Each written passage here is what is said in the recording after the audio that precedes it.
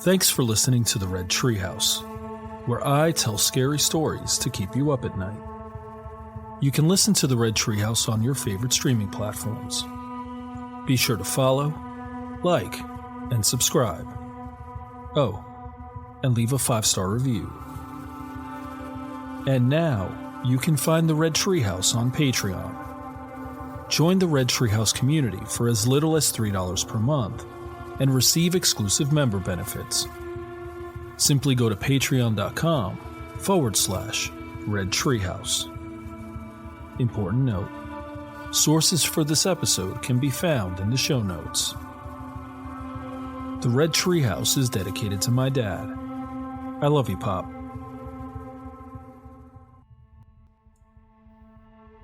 In this episode of the Red Treehouse, I'm going to read you Frankenstein chapters 20 through 22.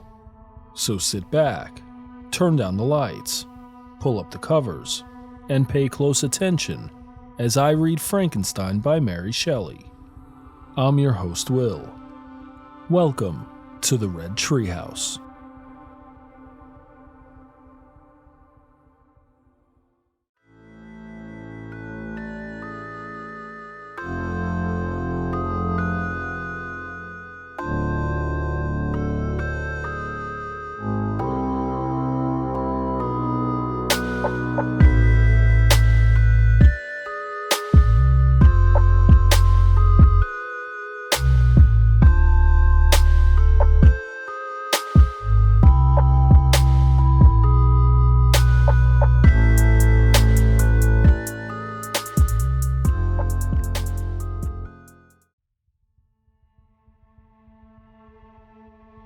Frankenstein, Chapter 20. I sat one evening in my laboratory. The sun had set, and the moon was just rising from the sea. I had not sufficient light for my employment, and I remained idle, in a pause of consideration of whether I should leave my labor for the night or hasten its conclusion by an unremitting attention to it. As I sat, a train of reflection occurred to me which led me to consider the effects of what I was now doing. 3 years before, I was engaged in the same manner and had created a fiend whose unparalleled barbarity had desolated my heart and filled it forever with the bitterest remorse. I was now about to form another being of whose dispositions I was alike ignorant. She might become 10,000 times more malignant than her mate, and delight for its own sake in murder and wretchedness. He had sworn to quit the neighborhood of man and hide himself in deserts, but she had not. And she, who in all probability was to become a thinking and reasoning animal, might refuse to comply with a compact made before her creation. They might even hate each other. The creature who already lived loathed his own deformity, and might he not conceive a greater abhorrence for it when it came before his eyes in the female form? She also might turn with disgust from him to the superior beauty of man. She might quit him, and he be again alone, exasperated by the fresh provocation of being deserted by one of his own species. Even if they were to leave Europe and inhabit the deserts of the New World, yet one of the first results of those sympathies for which the daemon thirsted would be children, and a race of devils would be propagated upon the earth who might make the very existence of the species of man a condition precarious and full of terror. Had I right, for my own benefit, to inflict this curse upon everlasting generations? I had before been moved by the sophisms of the being I had created. I had been struck senseless by his fiendish threats. But now, for the first time, the wickedness of my promise burst upon me. I shuddered to think that future ages might curse me as their pest, whose selfishness had not hesitated to buy its own peace at the price, perhaps, of the existence of the whole human race. I trembled and my heart failed within me, when on looking up, I saw by the light of the moon the daemon at the casement. A ghastly grin wrinkled his lips as he gazed upon me, where I sat fulfilling the task which he had allotted to me. Yes, he had followed me in my travels. He had loitered in forests, hid himself in caves, or taken refuge in wide and desert heaths, and he now came to mark my progress and claim the fulfillment of my promise. As I looked on him, his countenance expressed the utmost extent of malice and treachery. I thought with a sensation of madness on my promise of creating another like to him, and trembling with passion, tore to pieces the thing on which I was engaged. The wretch saw me destroy the creature on whose future existence he depended for happiness, and with a howl of devilish despair and revenge, withdrew. I left the room, and locking the door, made a solemn vow in my own heart never to resume my labors. And then, with trembling steps, I sought my own apartment. I was alone. None were near me to dissipate the gloom and relieve me from the sickening oppression of the most terrible reveries. Several hours passed, and I remained near my window gazing on the sea. It was almost motionless, for the winds were hushed, and all nature reposed under the eye of the quiet moon. A few fishing vessels alone specked the water, and now and then the gentle breeze wafted the sound of voices as the fishermen called to one another. I felt the silence, although I was hardly conscious of its extreme profundity, until my ear was suddenly arrested by the paddling of oars near the shore, and a person landed close to my house. In a few minutes after, I heard the creaking of my door, as if someone endeavored to open it softly. I trembled from head to foot. I felt a presentiment of who it was, and wished to rouse one of the peasants who dwelt in a cottage not far from mine. But I was overcome by the sensation of helplessness, so often felt in frightful dreams, when you in vain endeavor to fly from an impending danger, and was rooted to the spot. Presently, I heard the sound of footsteps along the passage. The door opened, and the wretch whom I dreaded appeared. Shutting the door, he approached me and said in a smothered voice, "You have destroyed the work which you began. What is it that you intend? Do you dare to break your promise? I have endured toil and misery. I left Switzerland with you. I crept along the shores of the Rhine, among its willow islands, and over the summits of its hills. I have dwelt many months in the heaths of England and among the deserts of Scotland. I have endured incalculable fatigue, and cold, and hunger. Do you dare destroy my hopes? Begone! I do break my promise. Never will I create another like yourself, equal in deformity and wickedness. Slave, I before reasoned with you, but you have proved yourself unworthy of my condescension. Remember that I have power. You believe yourself miserable, but I can make you so wretched that the light of day will be hateful to you. You are my creator, but I am your master. Obey." The hour of my irresolution is past, and the period of your power is arrived. Your threats cannot move me to do an act of wickedness, but they confirm me in a determination of not creating you a companion in vice. Shall I, in cold blood, set loose upon the earth a daemon whose delight is in death and wretchedness? Begone! I am firm, and your words will only exasperate my rage." The monster saw my determination in my face and gnashed his teeth in the impotence of anger. "Shall each man," cried he, "find a wife for his bosom, and each beast have his mate, and I be alone?" I had feelings of affection, and they were requited by detestation and scorn. Man, you may hate, but beware. Your hours will pass in dread and misery, and soon the bolt will fall which must ravish from you your happiness forever. Are you to be happy while I grovel in the intensity of my wretchedness? You can blast my other passions, but revenge remains. Revenge, henceforth dearer than light or food. I may die, but first you, my tyrant and tormentor, shall curse the sun that gazes on your misery. Beware, for I am fearless and therefore powerful. I will watch with the wiliness of a snake, that I may sting with its venom. Man, you shall repent of the injuries you inflict. Devil, cease, and do not poison the air with these sounds of malice. I have declared my resolution to you, and I am no coward to bend beneath words. Leave me. I am inexorable. It is well. I go. But remember, I shall be with you on your wedding night. I started forward and exclaimed, "Villain, before you sign my death warrant, be sure that you are yourself safe." I would have seized him, but he eluded me and quitted the house with precipitation.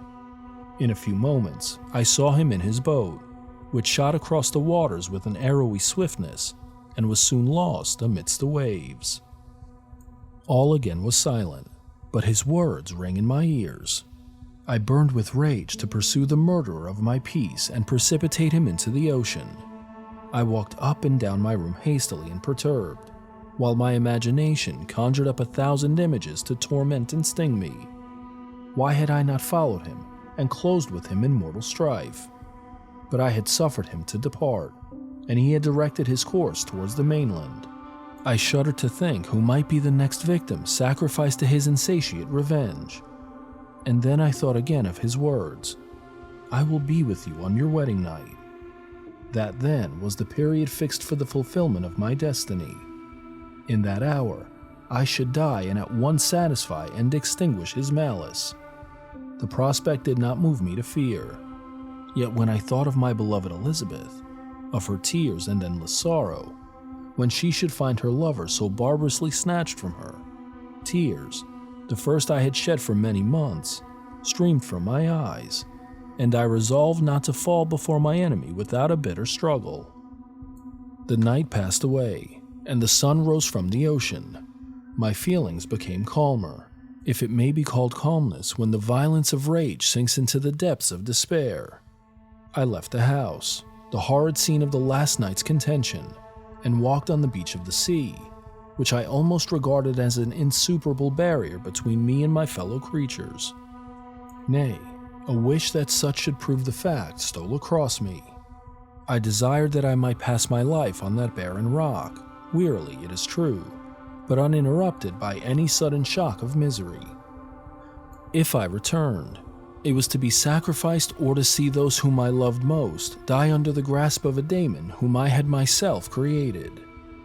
I walked about the isle like a restless specter, separated from all it loved and miserable in the separation.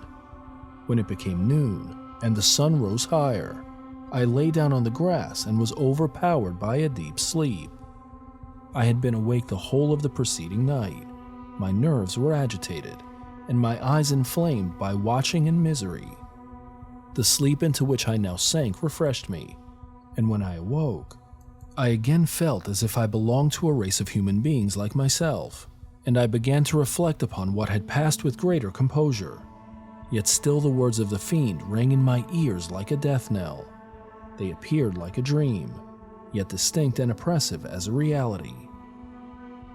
The sun had far descended, and I still sat on the shore, satisfying my appetite, which had become ravenous, with an oaten cake, when I saw a fishing boat land close to me, and one of the men brought me a packet. It contained letters from Geneva, and one from Clerval entreating me to join him. He said that he was wearing away his time fruitlessly where he was, that letters from the friends he had formed in London desired his return to complete the negotiation they had entered into for his Indian enterprise. He could not any longer delay his departure, but as his journey to London might be followed, even sooner than he now conjectured, by his longer voyage, he entreated me to bestow as much of my society on him as I could spare. He besought me, therefore, to leave my solitary isle and to meet him at Perth, that we might proceed southwards together. This letter in a degree recalled me to life, and I determined to quit my island at the expiration of 2 days. Yet, before I departed, there was a task to perform, on which I shuddered to reflect.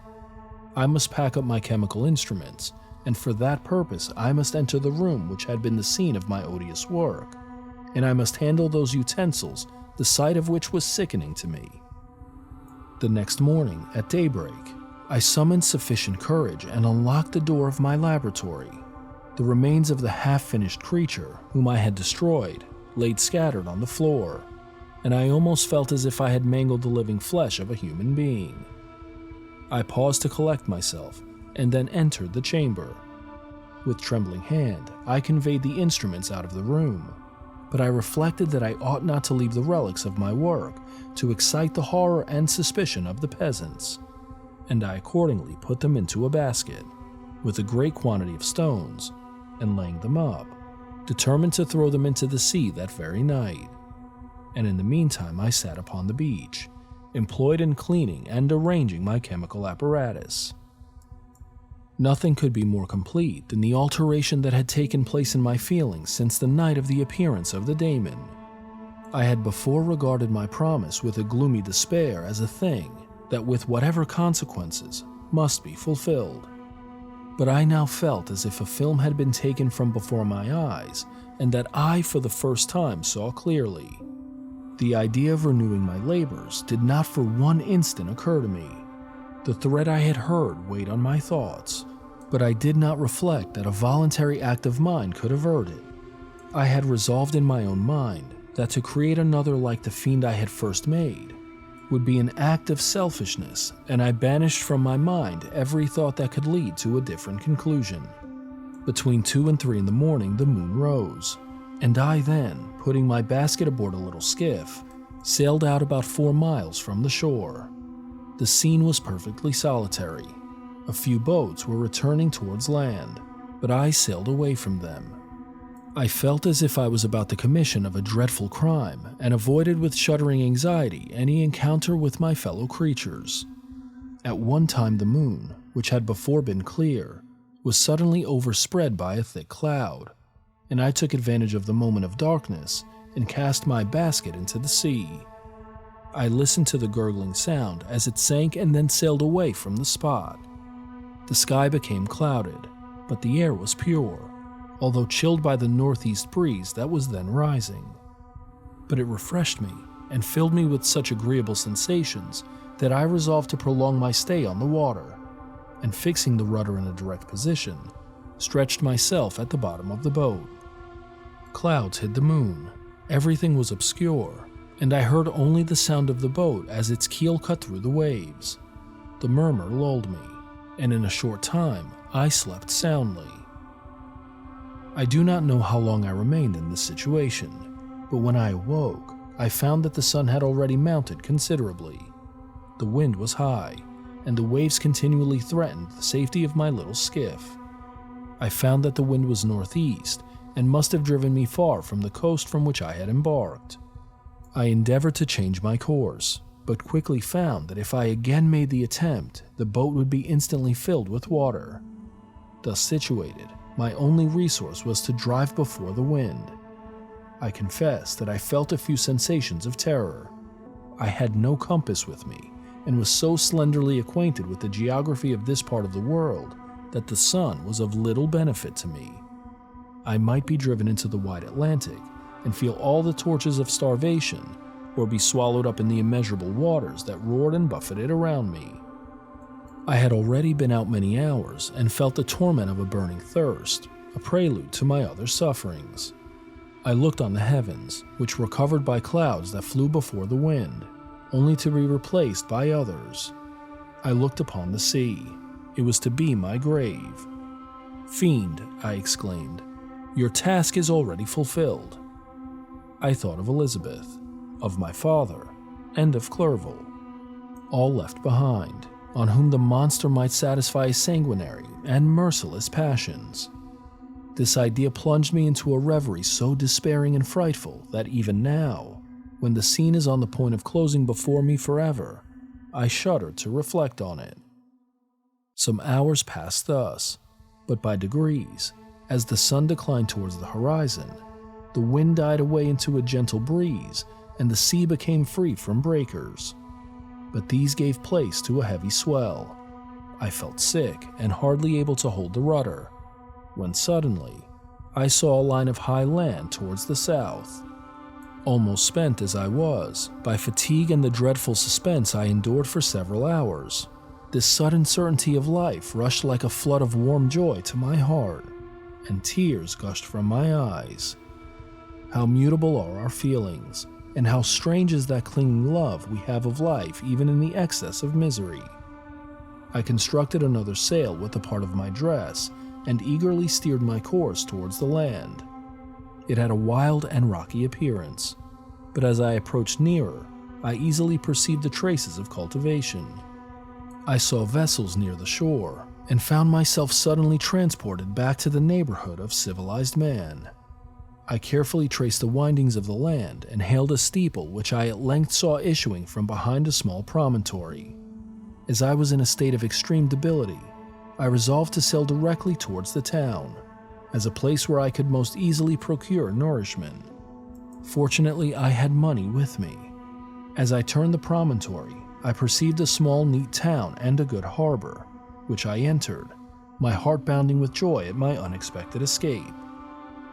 As I was occupied in fixing the boat and arranging the sails, several people crowded towards the spot. They seemed much surprised at my appearance, but instead of offering me any assistance, whispered together with gestures that at any other time might have produced in me a slight sensation of alarm. As it was, I merely remarked that they spoke English, and I therefore addressed them in that language. "My good friend," said I, "will you be so kind as to tell me the name of this town and inform me where I am?" "You will know that soon enough," replied a man with a hoarse voice. "Maybe you are come to a place that will not prove much to your taste, but you will not be consulted as to your quarters, I promise you." I was exceedingly surprised on receiving so rude an answer from a stranger, and I was also disconcerted on perceiving the frowning and angry countenances of his companions. "Why do you answer me so roughly?" I replied.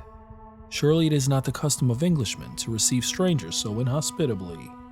"I do not know," said the man, "what the custom of the English may be, but it is the custom of the Irish to hate villains." While this strange dialogue continued, I perceived the crowd rapidly increase. Their faces expressed a mixture of curiosity and anger, which annoyed and in some degree alarmed me. I inquired the way to the inn, but no one replied.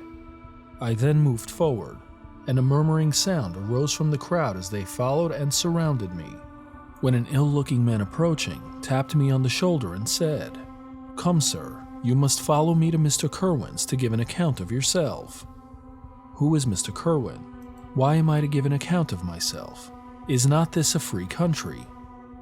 "Aye, sir, free enough for honest folks. Mr. Kerwin is a magistrate, and you are to give an account of the death of a gentleman who was found murdered here last night." This answer startled me, but I presently recovered myself. I was innocent. That could easily be proved. Accordingly, I followed my conductor in silence and was led to one of the best houses in the town.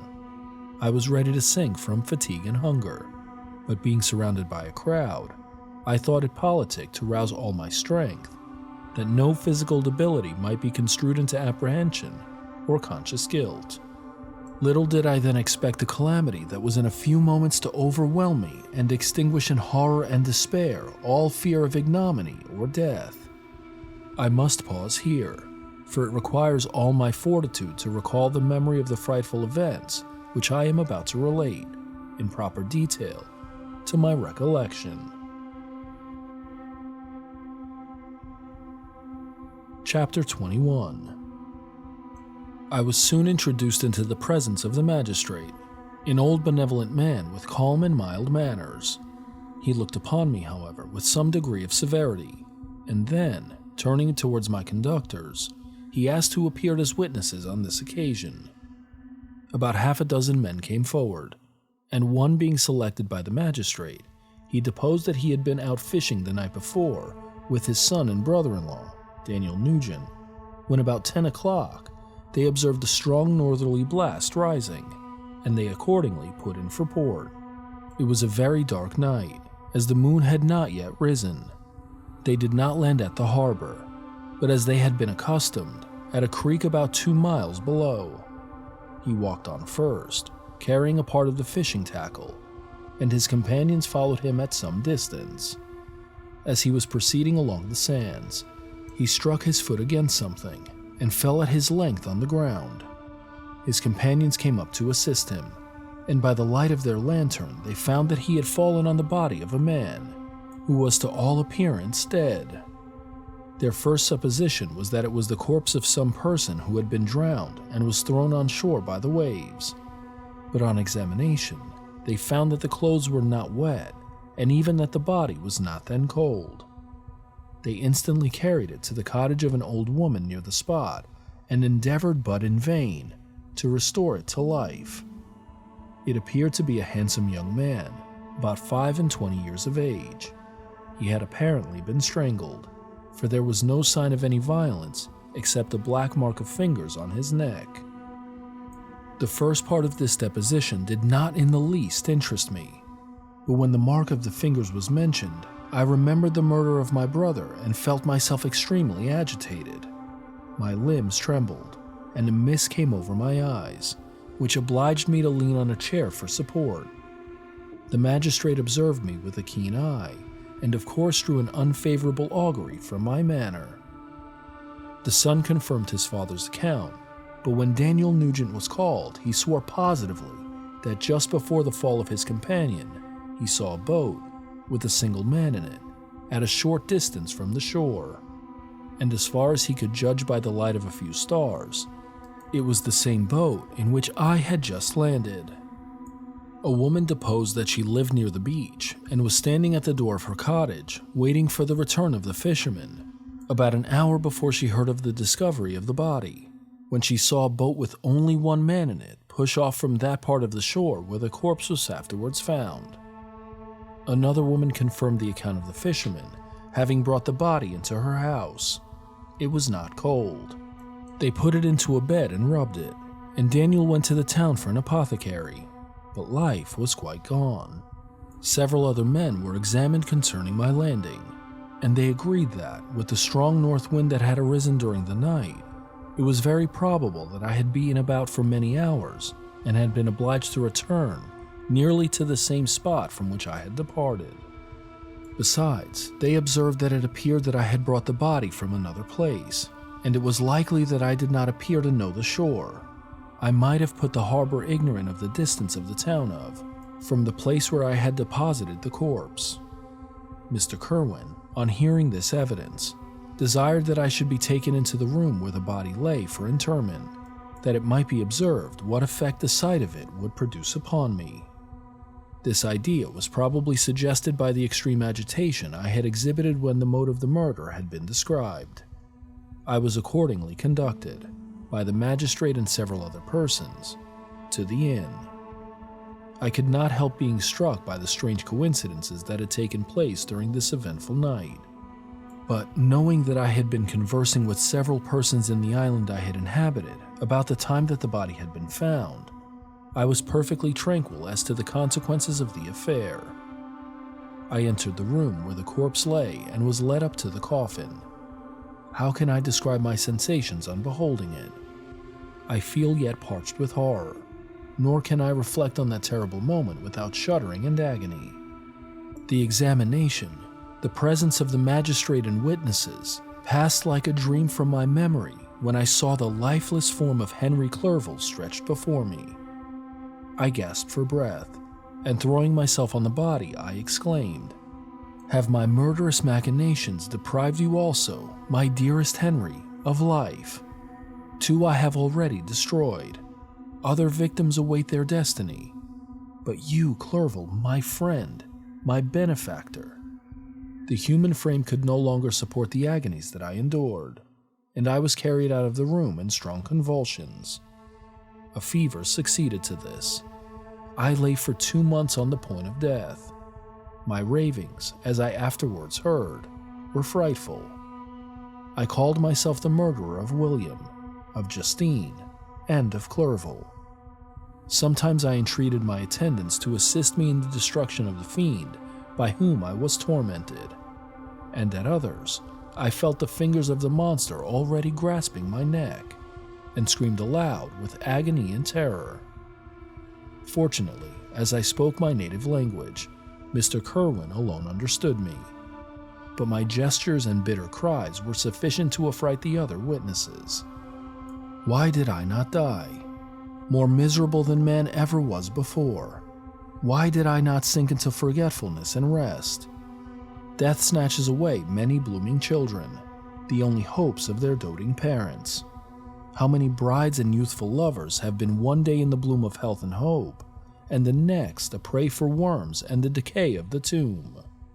Of what materials was I made that I could thus resist so many shocks, which, like the turning of the wheel, continually renewed the torture?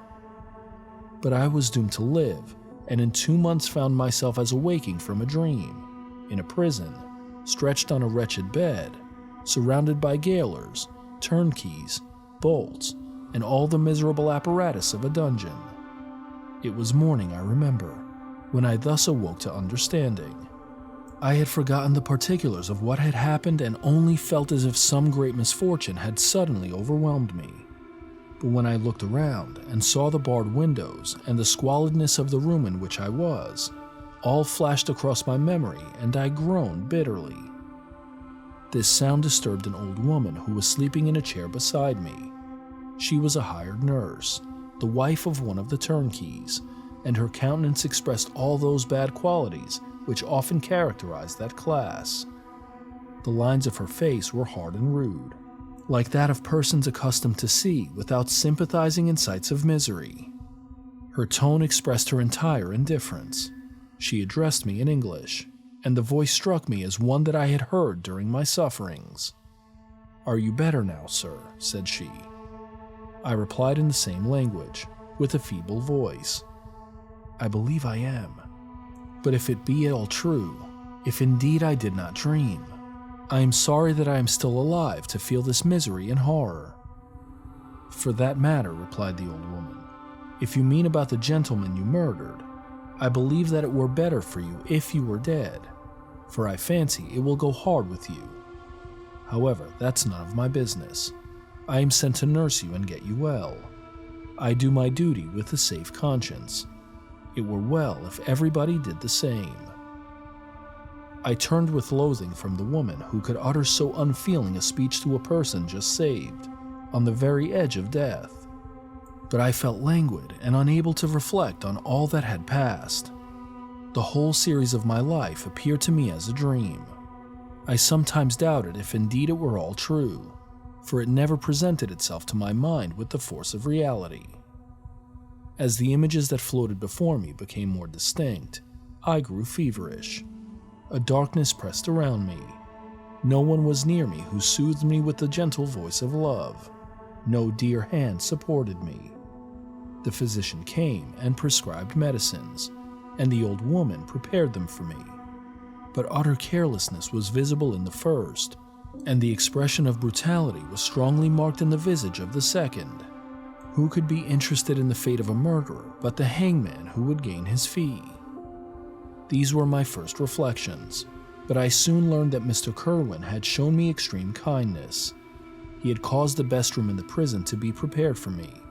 Wretched indeed was the best, and it was he who had provided a physician and a nurse. It is true, he seldom came to see me, for although he ardently desired to relieve the sufferings of every human creature, he did not wish to be present at the agonies and miserable ravings of a murderer. He came, therefore, sometimes to see that I was not neglected, but his visits were short and with long intervals.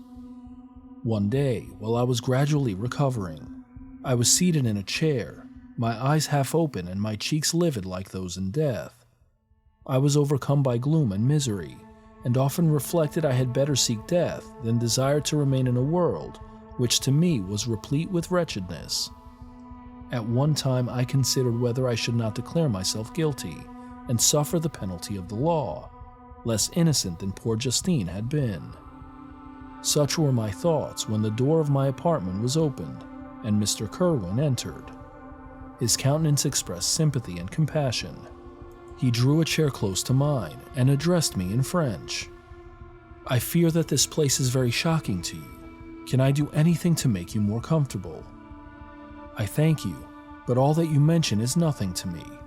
On the whole earth there is no comfort which I am capable of receiving. I know that the sympathy of a stranger can be but of little relief to one borne down as you are by so strange a misfortune. But you will, I hope, soon quit this melancholy abode, for doubtless evidence can easily be brought to free you from the criminal charge. That is my least concern, I am, by a course of strange events, become the most miserable of mortals. Persecuted and tortured as I am and have been, can death be any evil to me? Nothing indeed could be more unfortunate and agonizing than the strange chances that have lately occurred.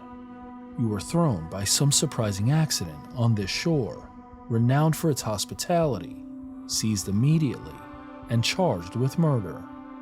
The first sight that was presented to your eyes was the body of your friend, murdered in so unaccountable a manner and placed, as it were, by some fiend across your path.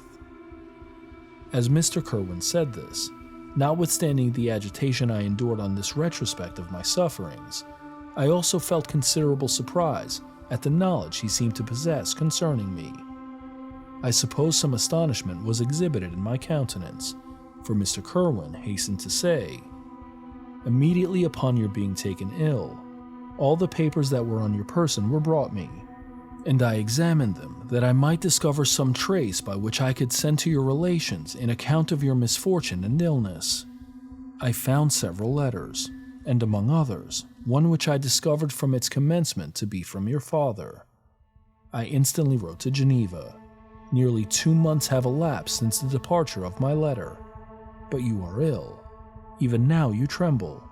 You are unfit for agitation of any kind. This suspense is 1,000 times worse than the most horrible event.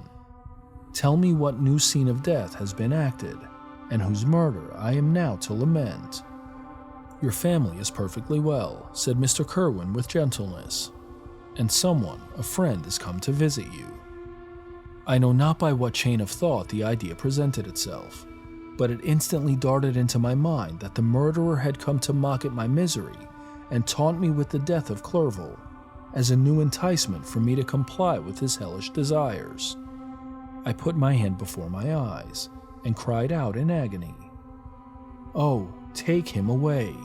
I cannot see him. For God's sake, do not let him enter." Mr. Kerwin regarded me with a troubled countenance.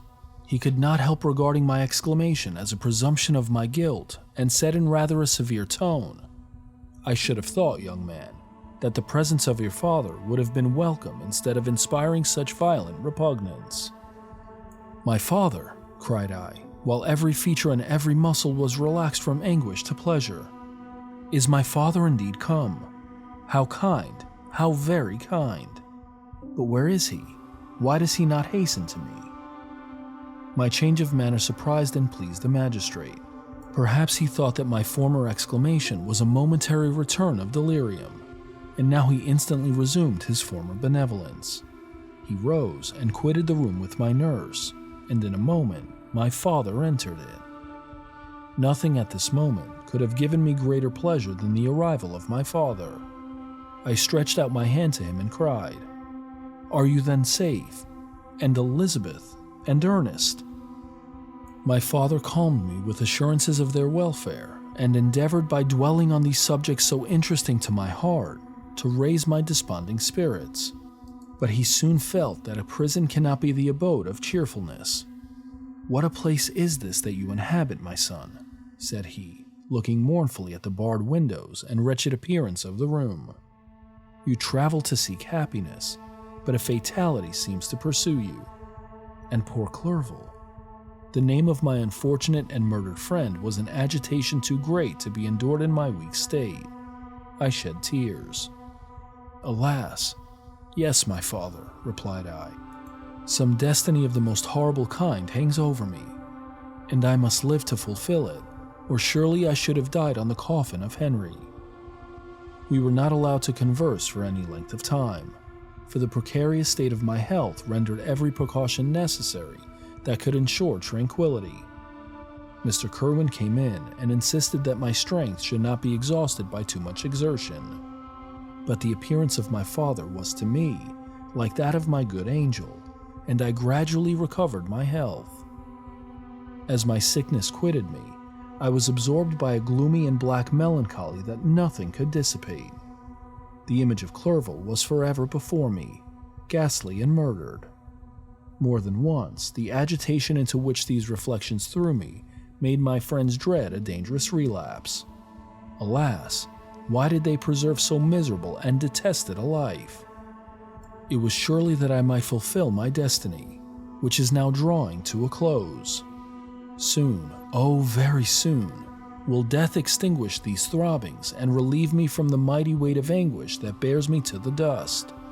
And, in executing the award of justice, I shall also sink to rest.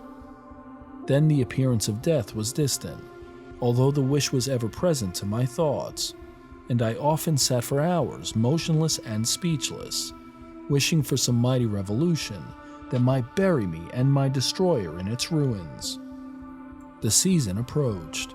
I had already been 3 months in prison, and although I was still weak and in continual danger of a relapse, I was obliged to travel nearly 100 miles to the country town where the court was held. Mr. Kerwin charged himself with every care of collecting witnesses and arranging my defense. I was spared the disgrace of appearing publicly as a criminal, as the case was not brought before the court that decides on life and death. The grand jury rejected the bill, on its being proved that I was on the Orkney Islands at the hour the body of my friend was found, and a fortnight after my removal, I was liberated from prison. My father was enraptured on finding me freed from the vexations of a criminal charge, that I was again allowed to breathe the fresh atmosphere and permitted to return to my native country.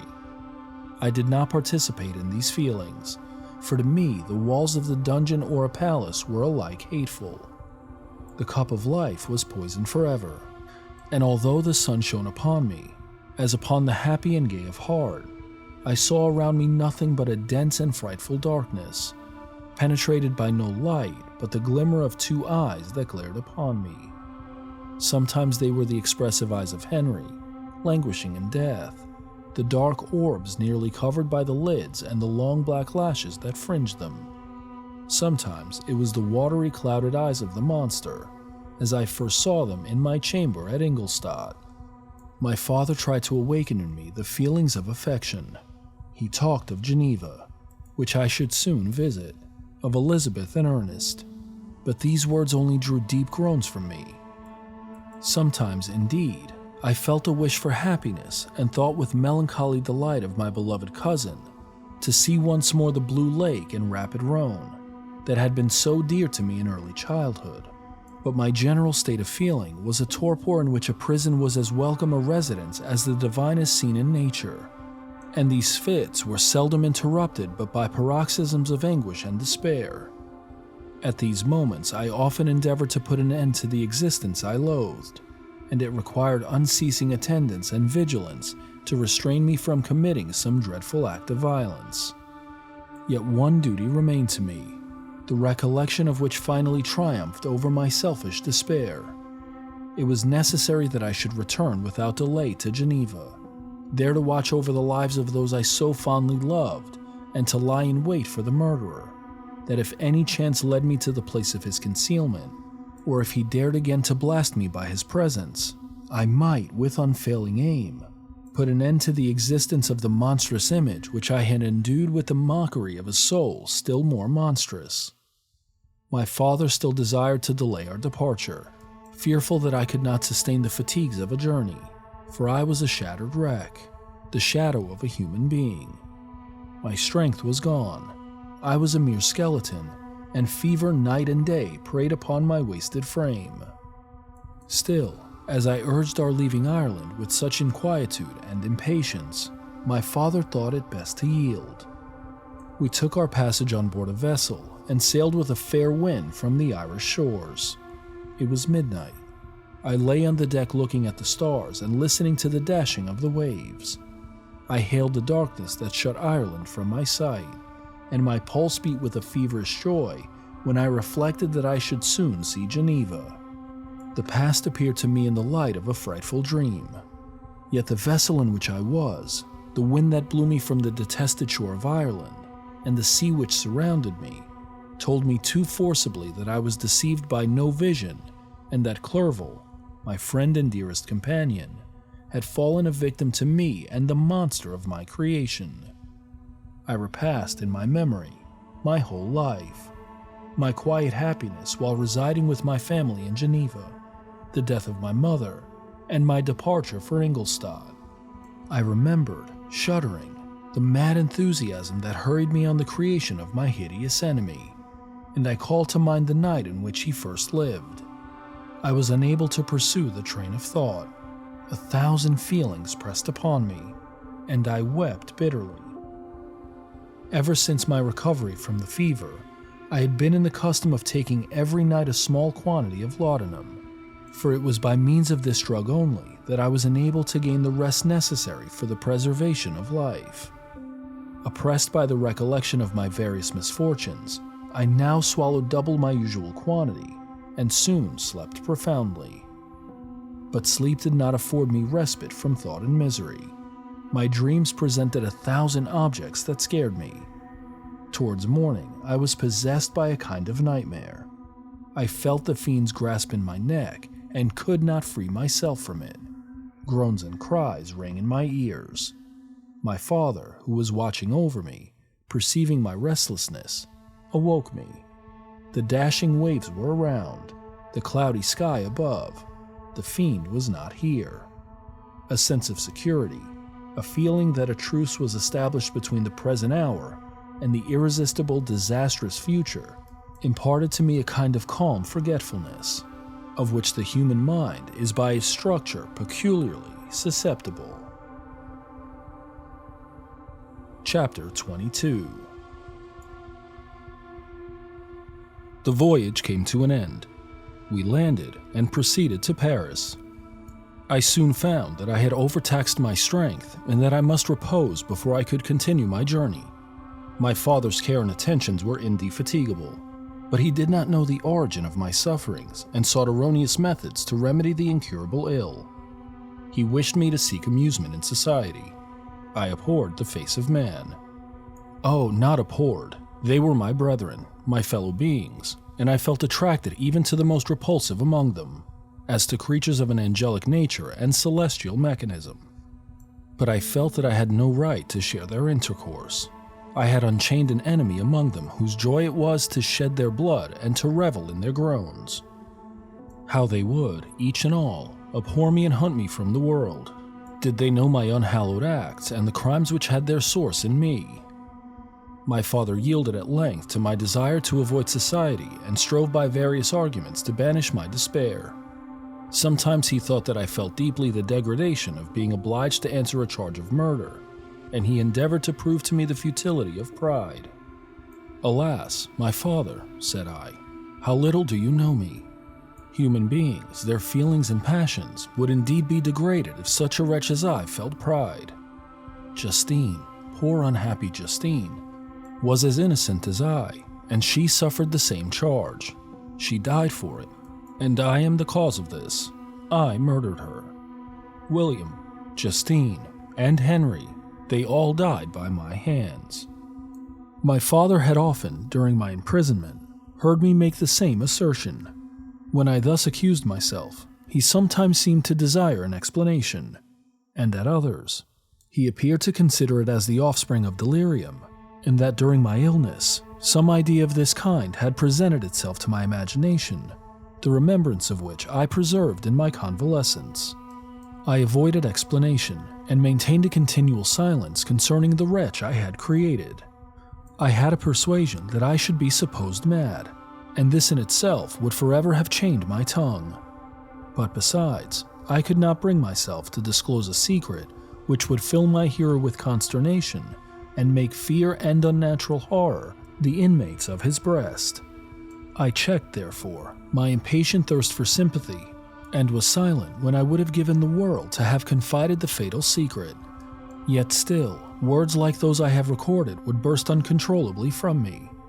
I could offer no explanation of them, but their truth in part relieved the burden of my mysterious woe. Upon this occasion my father said, with an expression of unbounded wonder, "My dearest Victor, what infatuation is this? My dear son, I entreat you never to make such an assertion again." "I am not mad," I cried energetically.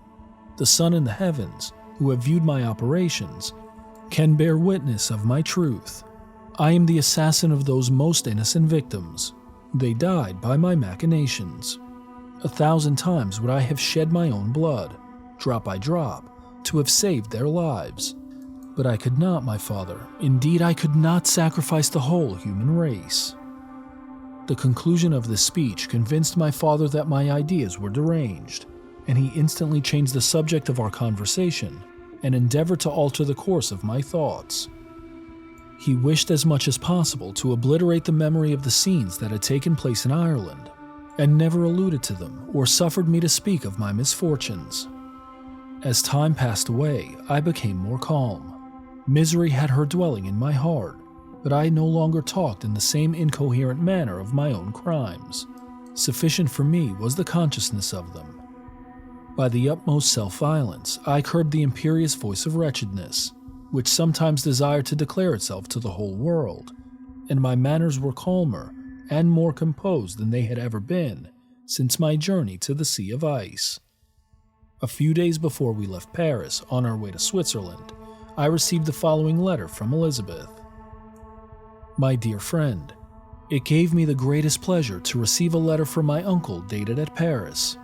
You are no longer at a formidable distance, and I may hope to see you in less than a fortnight. My poor cousin, how much you must have suffered. I expect to see you looking even more ill than when you quitted Geneva. This winter has been passed most miserably, tortured as I have been by anxious suspense. Yet I hope to see peace in your countenance, and to find that your heart is not totally void of comfort and tranquility. Yet I fear that the same feelings now exist that made you so miserable a year ago, even perhaps augmented by time. I would not disturb you at this period, when so many misfortunes weigh upon you, but a conversation that I had with my uncle previous to his departure renders some explanation necessary before we meet." Explanation? You may possibly say, what can Elizabeth have to explain? If you really say this, my questions are answered and all my doubts satisfied. But you are distant from me, and it is possible that you may dread and yet be pleased with this explanation. And in a probability of this being the case, I dare not any longer postpone writing what, during your absence, I have often wished to express to you, but have never had the courage to begin. You well know, Victor, that our union had been the favored plan of your parents ever since our infancy. We were told this when young, and taught to look forward to it as an event that would certainly take place. We were affectionate playfellows during childhood, and I believe dear and valued friends to one another as we grew older. But as brother and sister often entertain a lively affection towards each other without desiring a more intimate union, may not such also be our case? Tell me, dearest Victor.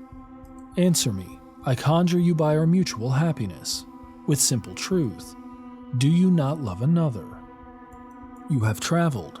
You have spent several years of your life at Ingolstadt, and I confess to you, my friend, that when I saw you last autumn so unhappy, flying to solitude from the society of every creature, I could not help supposing that you might regret our connection and believe yourself bound in honor to fulfill the wishes of your parents, although they oppose themselves to your inclinations. But this is false reasoning. I confess to you, my friend, that I love you, and that in my airy dreams of futurity that you have been my constant friend and companion. But it is your happiness I desire as well as my own, when I declare to you that our marriage would render me eternally miserable unless it were the dictate of your own free choice. Even now I weep to think that, borne down as you are by the cruelest misfortunes, you may stifle, by the word honor, all hope of that love and happiness which would alone restore you to yourself. I, who have so disinterested an affection for you, may increase your miseries tenfold by being an obstacle to your wishes. Victor, be assured that your cousin and playmate has too sincere a love for you not to be made miserable by this supposition. Be happy, my friend, and if you obey me in this one request, remain satisfied that nothing on earth will have the power to interrupt my tranquility. Do not let this letter disturb you. Do not answer tomorrow, or the next day, or even until you come, if it will give you pain. My uncle will send me news of your health, and if I see but one smile on your lips when we meet, occasioned by this or any other exertion of mine, I shall need no other happiness. Elizabeth Lavenza. Geneva, May 18th, 17. This letter revived in my memory what I had before forgotten, the threat of the fiend. I will be with you on your wedding night. Such was my sentence, and on that night would the daemon employ every art to destroy me and tear me from the glimpse of happiness which promised partly to console my sufferings. On that night, he had determined to consummate his crimes by my death. Well, be it so. A deadly struggle would then assuredly take place, in which if he were victorious, I should be at peace and his power over me be at an end. If he were vanquished, I should be a free man. Alas, what freedom! Such as the peasant enjoys when his family have been massacred before his eyes, his cottage burned, his lands laid waste, and he is turned adrift, homeless, penniless, and alone, but free. Such would be my liberty, except that in my Elizabeth I possessed a treasure, alas, balanced by those horrors of remorse and guilt which would pursue me until death. Sweet and beloved Elizabeth, I read and reread her letter, and some softened feelings stole into my heart and dared to whisper paradisiacal dreams of love and joy. But the apple was already eaten, and the angel's arm bared to drive me from all hope. Yet I would die to make her happy. If the monster executed his threat, death was inevitable. Yet again, I considered whether my marriage would hasten my fate.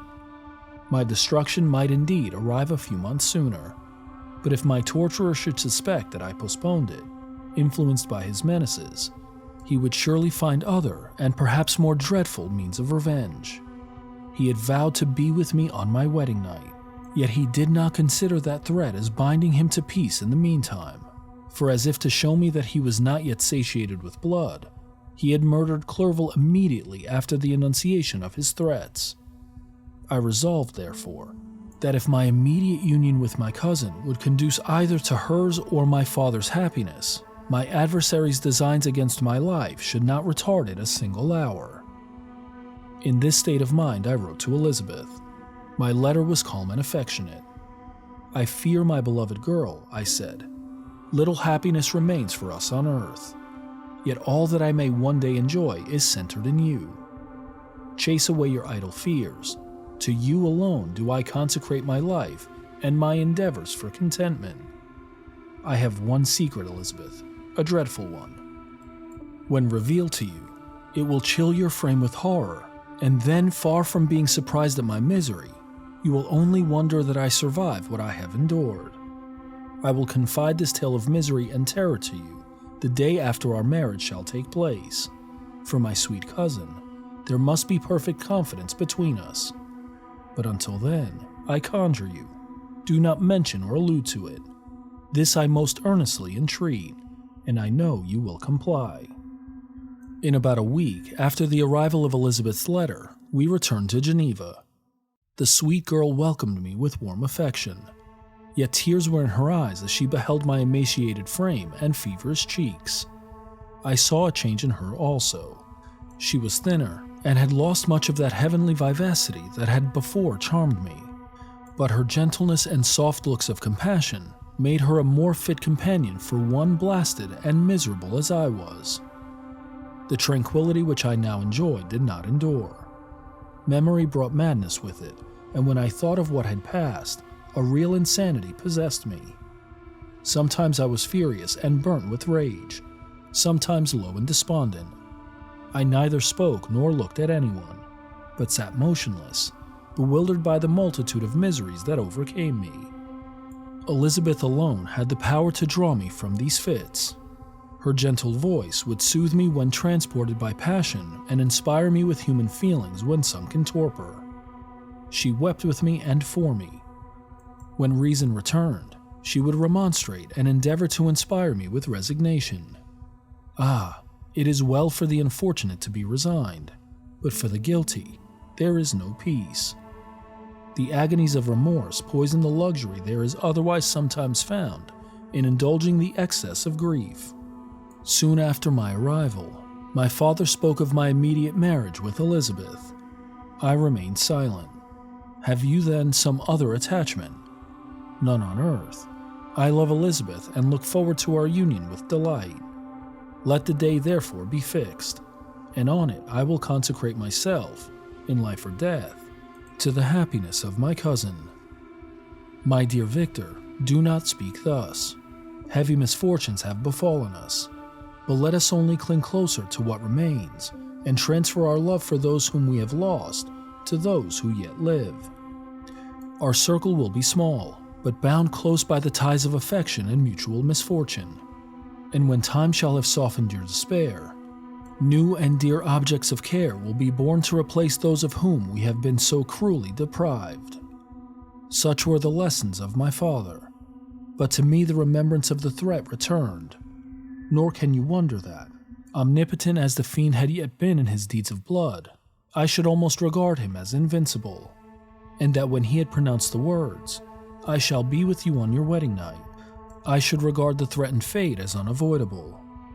But death was no evil to me if the loss of Elizabeth were balanced with it, and I therefore, with a contented and even cheerful countenance, agreed with my father that if my cousin would consent, the ceremony should take place in 10 days, and thus put, as I imagined, the seal to my fate.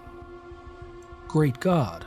If for one instant I had thought what might be the hellish intention of my fiendish adversary, I would rather have banished myself forever from my native country and wandered a friendless outcast over the earth than have consented to this miserable marriage. But, as if possessed of magic powers, the monster had blinded me to his real intentions, and when I thought that I had prepared only my own death, I hastened that of a far dearer victim. As the period fixed for our marriage drew nearer, whether from cowardice or a prophetic feeling, I felt my heart sink within me, but I concealed my feelings by an appearance of hilarity that brought smiles and joy to the countenance of my father, but hardly deceived the ever-watchful and nicer eye of Elizabeth. She looked forward to our union with placid contentment, not unmingled with a little fear, which past misfortunes had impressed, that what now appeared certain and tangible happiness might soon dissipate into an airy dream and leave no trace but deep and everlasting regret. Preparations were made for the event, congratulatory visits were received, and all wore a smiling appearance. I shut up, as well as I could, in my own heart the anxiety that preyed there, and entered with seeming earnestness into the plans of my father, although they might only serve as the decorations of my tragedy. Through my father's exertions, a part of the inheritance of Elizabeth had been restored to her by the Austrian government. A small possession on the shores of Como belonged to her. It was agreed that, immediately after our union, we should proceed to Villa Lavenza and spend our first days of happiness beside the beautiful lake near which it stood. In the meantime, I took every precaution to defend my person in case the fiend should openly attack me. I carried pistols and a dagger constantly about me, and was ever on the watch to prevent artifice, and by these means gained a greater degree of tranquility. Indeed, as the period approached, the threat appeared more as a delusion, not to be regarded as worthy to disturb my peace, while the happiness I hoped for in my marriage wore a greater appearance of certainty as the day fixed for its solemnization drew nearer, and I heard it continually spoken of as an occurrence which no accident could possibly prevent. Elizabeth seemed happy. My tranquil demeanor contributed greatly to calm her mind. But on the day that was to fulfill my wishes and my destiny, she was melancholy, and a presentiment of evil pervaded her. And perhaps also, she thought of the dreadful secret which I had promised to reveal to her on the following day. My father was in the meantime overjoyed, and in the bustle of preparation, only recognized in the melancholy of his niece the diffidence of a bride. After the ceremony was performed, a large party assembled at my father's, but it was agreed that Elizabeth and I should commence our journey by water, sleeping that night at Evian, and continuing our voyage on the following day. The day was fair, the wind favorable. All smiled on our nuptial embarkation. Those were the last moments of my life during which I enjoyed the feeling of happiness. We passed rapidly along. The sun was hot, but we were sheltered from its rays by a kind of canopy while we enjoyed the beauty of the scene. Sometimes on one side of the lake, where we saw Mont Saleve, the pleasant banks of Montalegre, and at a distance, surmounting all, the beautiful Mont Blanc, and the assemblage of snowy mountains that in vain endeavored to emulate her. Sometimes coasting the opposite banks, we saw the mighty Jura opposing its dark side to the ambition that would quit its native country, and an almost insurmountable barrier to the invader who should wish to enslave it. I took the hand of Elizabeth. "You are sorrowful, my love. Ah, if you knew what I have suffered and what I may yet endure, you would endeavor to let me taste the quiet and freedom from despair that this one day at least permits me to enjoy." "Be happy, my dear Victor," replied Elizabeth. "There is, I hope, nothing to distress you. And be assured that if a lively joy is not painted in my face, my heart is contented. Something whispers to me not to depend too much on the prospect that is opened before us, but I will not listen to such a sinister voice. Observe how fast we move along, and how the clouds, which sometimes obscure and sometimes rise above the dome of Mont Blanc, render this scene of beauty still more interesting. Look also at the innumerable fish that are swimming in the clear waters, where we can distinguish every pebble that lies at the bottom. What a divine day! How happy and serene all nature appears."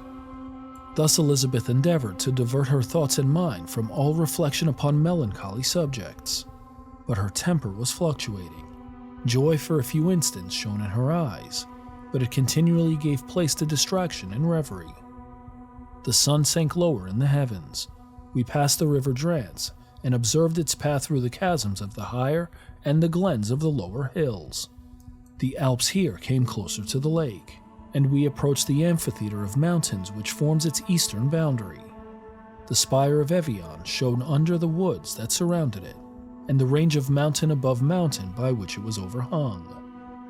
The wind, which had hitherto carried us along with amazing rapidity, sank at sunset to a light breeze. The soft air just ruffled the water and caused a pleasant motion among the trees as we approached the shore, from which it wafted the most delightful scent of flowers and hay. The sun sank beneath the horizon as we landed, and as I touched the shore, I felt those cares and fears revive, which soon were to clasp me and cling to me forever. What do you think of this classic story? Comment or email redtreehousepod@gmail.com. As we turn down the lights on this episode, make plans to join me next time as I read the final chapters of Mary Shelley's Frankenstein. I'm your host, Will. Thanks for joining me in the Red Treehouse.